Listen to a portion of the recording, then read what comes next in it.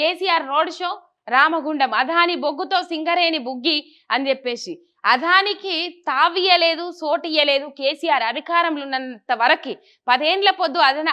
అదానిని రానియలేదు ఇటువైపు మొగ్గు చూపలే కాంగ్రెస్ పార్టీ వచ్చిన ఎంబటే మళ్ళా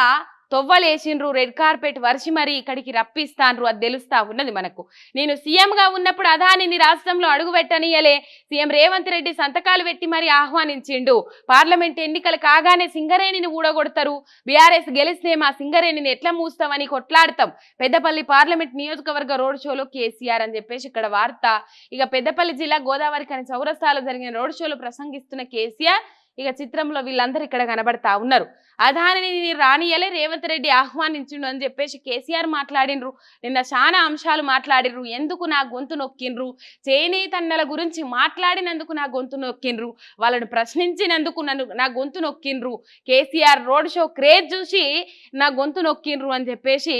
కేసీఆర్ మాట్లాడిరు నిన్న చాలా అంశాలు మాట్లాడిరు ఇవన్నీ కేసీఆర్ మాట్లాడిన మాటలు ఇక కాంగ్రెస్ కు బుద్ధి చెప్పే సమయం వచ్చింది ఆటో కార్మికులు పోరాడండ్రి అని చెప్పేసి వాళ్ళలో చైతన్యం నింపినరు ఎందుకు నా గొంతు నొక్కిరని మాట్లాడిర్రు తొండు చేసేటోడే ఒట్లు పెడతాడని చెప్పేసి మాట్లాడిండ్రు తొండి చేసేటోడే ఒట్లు పెడతాడు అని చెప్పేసి కేసీఆర్ మాట్లాడినరు సింగరేణిని ఊడగొడతారు అని చెప్పేసి పార్లమెంట్ ఎన్నికలు కావడమే ఆలస్యం మోదీ రేవంత్ రెడ్డి కలిసి సింగరేణిని ఊడగొడతారు అని కేసీఆర్ హెచ్చరించిండ్రు తెలంగాణకు సింగరేణి కొంగు బంగారం ఒక ఉద్యోగ వనరు దీనికి ఇంకా విస్తరించాలే బయ్యారముకు గనులు గాని గోదావరి ఇసుక గనులు గాని సింగరేణికే ఇవ్వాలని నేను ఆలోచించిన అని పేర్కొన్నారు అలాంటిది ఇప్పుడు అదాని బొగ్గును తీసుకొని రావడానికి సీఎం ప్రయత్నం చేస్తున్నాడని మండిపడ్డారు మొత్తం మీద కేసీఆర్ మీద ఎన్ని ఒత్తిళ్లు తీసుకొచ్చినా అప్పుడు అక్కడి నుంచి వేరే దేశాల నుంచి బొగ్గును దిగుమతి చేసుకోండి అని చెప్పేసి కేసీఆర్ ను ఎన్నిసార్లు హెచ్చరించినా కేసీఆర్ మీద ఎన్ని ఒత్తిళ్లు తెచ్చినా కేసీఆర్ తలొగ్గలేదు కానీ ఇలా రెడ్ కార్పెట్ వర్షి మరి ఆహ్వానిస్తాన్రు